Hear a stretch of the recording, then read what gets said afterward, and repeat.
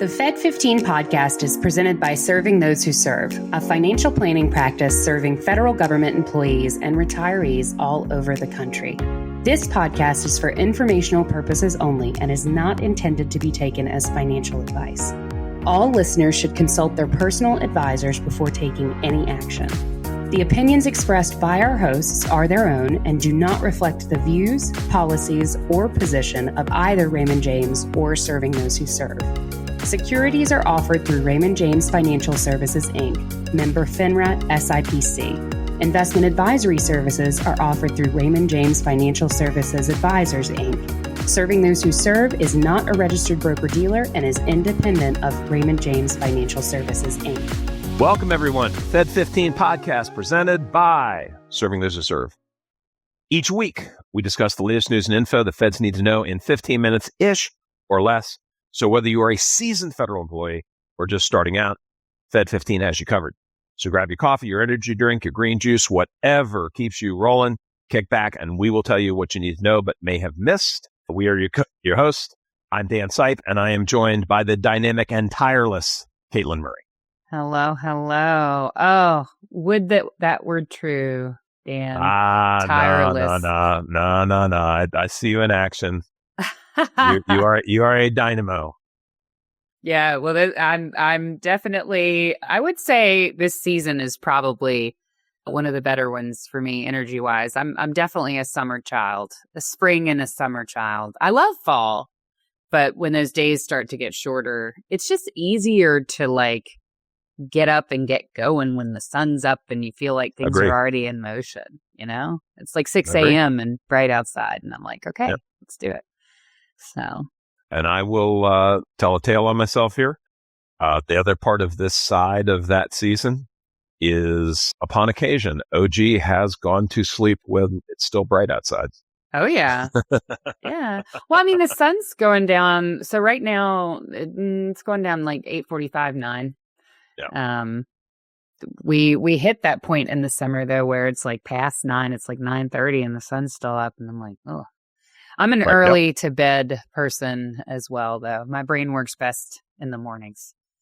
Indeed. Yeah. Which is odd. I'm not an extreme lark, but I am a lark as far as my chronotype. Yeah. I mean, I think a lot of times a lot of creatives are more, they say that your brain is more active in a creative sense at night, but not me, man. It's like 8:30, 9, and I'm starting to drift off on the couch. We've got kind of a jam-packed broadcast today. So we're going to be covering a couple of topics here. The return of privatization. But now remember, folks, I'm a geezer. So I go all the way back to Reagan. So these things have happened before. So we're going to be talking you through that. And Katelyn will be helping you there. And then it's going to sound like deja vu, but it's not. Then I'll be jumping in and talking about security clearances. And yes, I know I talked about security clearances in the last podcast. Thank you for listening to that and pointing it out to me now. But in that one, we talked about unfair revocation of clearance. And you ask, we listen. So we decided to come up with a best practices for care and feeding for you and your clearance during uncertain times. So we'll be covering that. So Katelyn, let's demystify and talk about the realities and even possibly opportunities of privatization coming back into the federal space. Absolutely. So this is definitely not the first time that we have seen this, privatization and government pulling ideas from the private industry to help bolster government in action. Obviously, this go round, mass layoffs and agency restructuring has had a hand towards kind of reigniting some concerns around job security in the context of that. However, I do think, and this is something we've talked about on the podcast before, we've mentioned it here or there, this is not completely unprecedented. While we have seen some unprecedented elements, this sentiment of borrowing from the private sector to, kind of pull ideas to make government more effective, whatever that, means to the person putting this forth, is not a new idea. right? This definitely echoes past waves from the 80s and 90s where privatization Reagan and Clinton Gore. Exactly. Reagan and Clinton Gore. Yep. Exactly. Where privatization reshaped the federal workforce. And Dan, you're kind of getting at something a little early that I think is important to acknowledge. It's from both sides, right? It's from all different sorts of groups. We've seen this under Democrats. We've seen this under Republicans.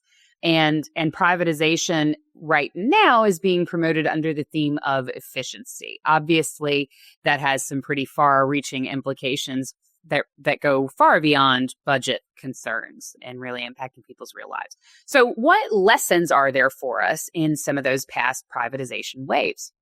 Well, an edition of the Harvard Business Review in 1991 highlighted that this privatization movement, the outcomes of this really depend heavily on implementation. There were some successes under reinventing government, right, with Clinton Gore. There were some cost savings, some innovation, and some streamlined operations.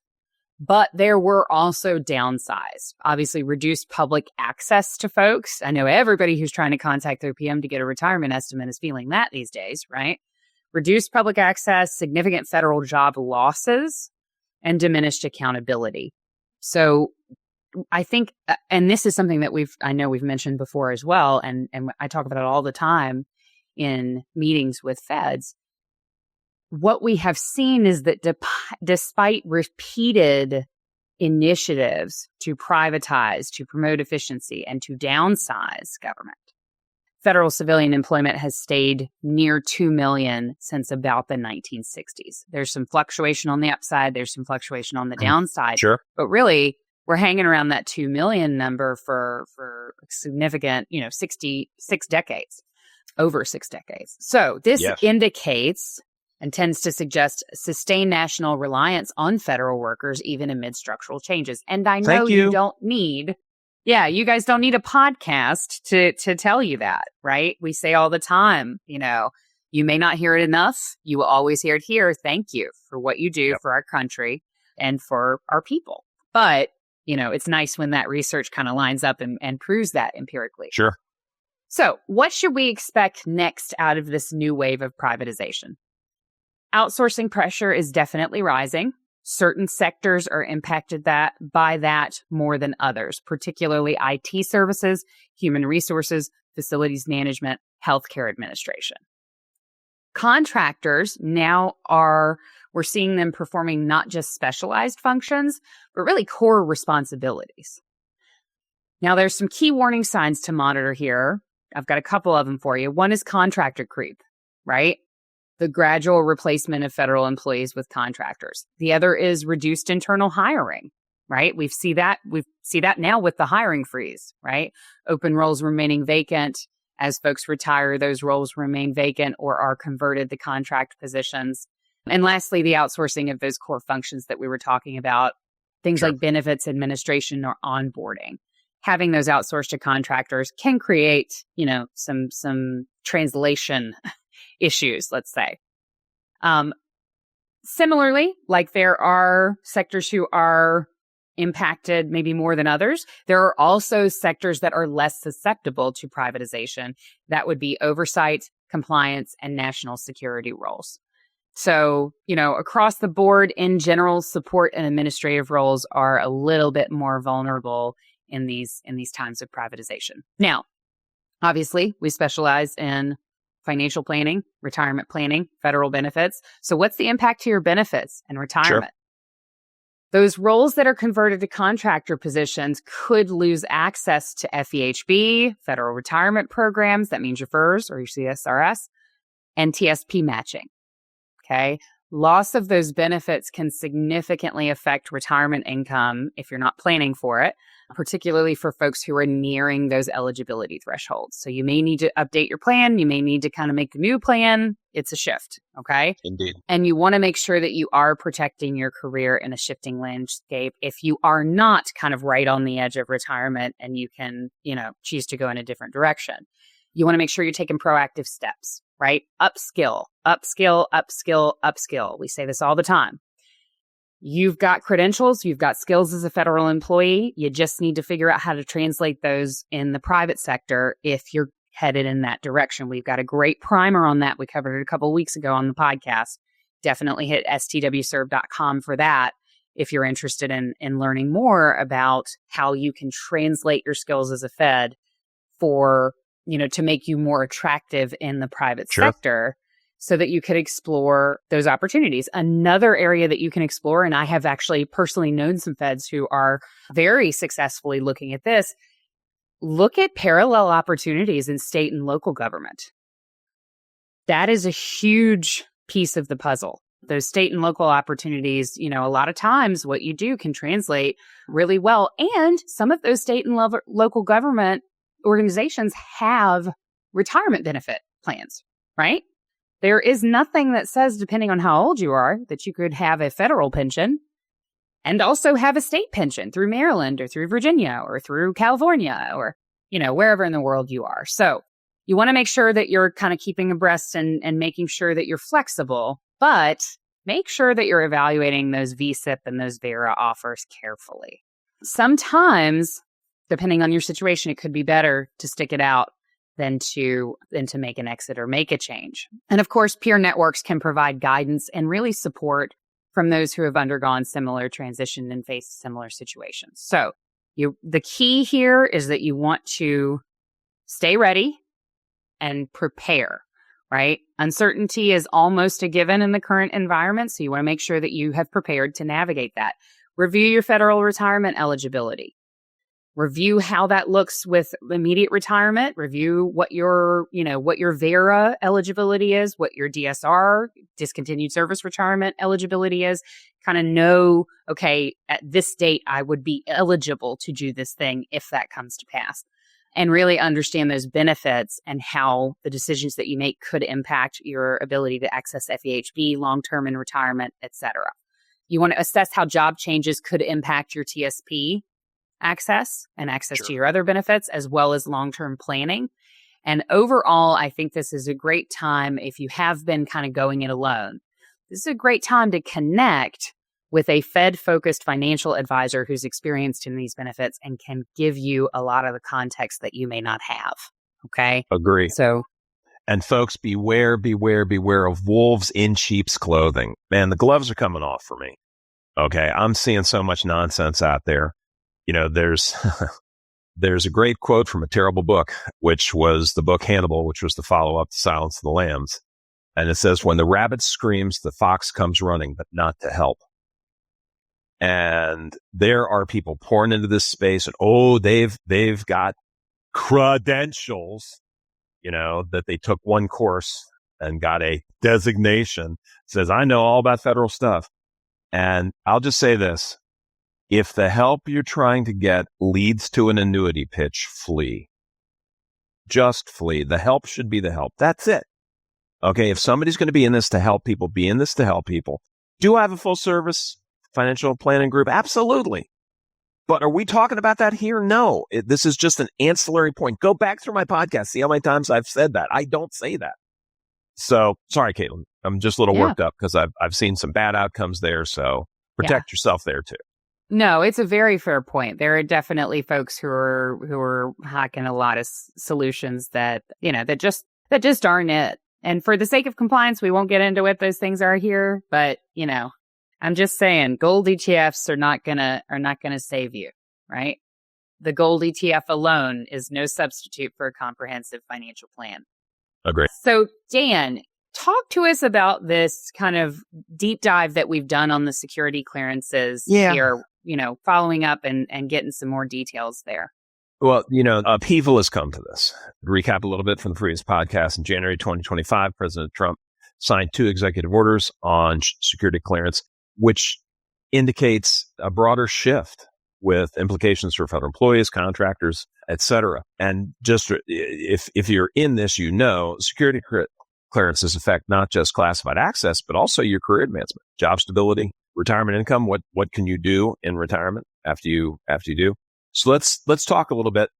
So Executive Order number 1 expands the authority for granting interim clearance to executive office staff, allowing for limited vetting before work begins. This raises concerns about consistency in vetting standards. And then Executive Order number 2 revokes clearances for over 50 former officials, many of whom had been critical of the administration. And there are more than a couple of people feeling that's politically motivated and are concerned that it could signal a shift towards politically motivated clearance decisions. Now, while not directly impacting all clearance holders, here's the thing. When it happens once, that means I got to start watching it because I can't say it's never happened. And I encourage you to do the same. So what this means for you, 3 things to watch: increase political sensitivity, personal contact. Example, a social media post, public comments, that all faces increased scrutiny. It's being watched, folks. Involvement in a politically sensitive activity. I want to say that you are free to do that, but I can't say that it couldn't affect you in some fashion, possibly with security clearance. Another thing to watch, shifting clearance standards. Interim clearances gaining greater use, often, again, with less transparency and safeguards. Political factors could increasingly influence that, and the predictability of the process is something that we need to watch. And here's the third one, and it's big: unclear or possibly non-existent appeals process. Suspensions, revocations may occur without prior notice. Due process options limited, especially for former employees. Okay, so you worked here, you got your clearances, you kept them up to date, you're out, you're retired, you're in the private sector, and somebody's employed you because of those clearances, and then they're gone. So protecting your clearances, smart moves you can make right now. I don't want to sound like the stuffy dad here. Okay, be careful online. Okay, I'm a free speech guy. I am. But know the room. You might want to avoid politically divisive content tied to federal service. I'm not telling you what to say. I'm not censoring, but need to read the room. You may want to be careful about public political statements, including op-eds or open letters, unless it's part of your calculus. If it's part of your calculus that I must do this, and whatever price goes with it, then I will respect that and support you on that. Too many people are getting surprised that was the outcome. Keep your finances stable. Financial issues remain a top cause for clearance loss or denial. Okay. And just track your clearance status, document any updates or changes. For retirees and those nearing retirement, clearance revocation may reduce eligibility for private sector consulting work, with that's potential impact on that post-service income. Stay prepared in this environment. The clearance system continues to rely on subjective judgment, now with added overtones that could be political. Okay. Although former rules do remain in place, recent actions suggest a shift in tone and application. So adapting to these environments, it's going to require thinking, calm reflection, proactive behavior, and vigilance. Okay. We will get through this. I'll quote her again, Maya Angelou, all storms eventually run out of rain. So that's what I got, Katelyn.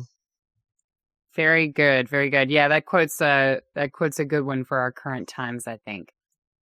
Well, folks, that is all the time that we have for today, but we're going to be back next week to bring you all the latest and updates you need to make informed decisions about your career as a Fed.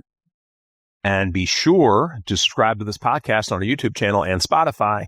Almost 70% of our viewers don't subscribe. Please, please, please hit that button. You help us and you help other Feds. And please remember to share it with your friends and colleagues. Katelyn had a great quote at the end of the webinar. Somebody basically said, "Forgive me, my ex shared this with me, so I was initially skeptical." And I said, "Now I'll take the bullet for that because I'm always saying to people, okay, share it with friends and even with people whom you might not be friendly." And Ed said, "Your ex was looking out for you." So be that person. Share Love it. that. No, that's great.